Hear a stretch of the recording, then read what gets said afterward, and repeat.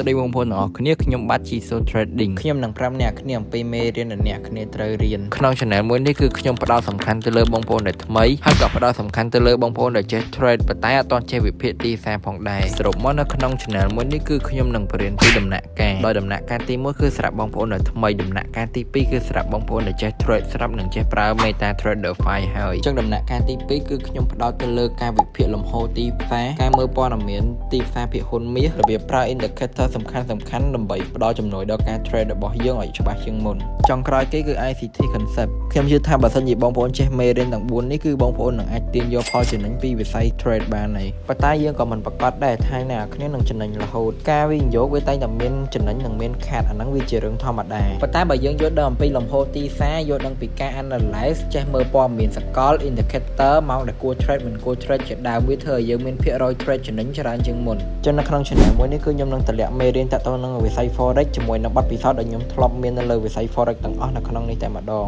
បើសិនជាបងប្អូនចង់សិក្សាឬមួយក៏មើលមេរៀនរបស់ខ្ញុំបន្ថែម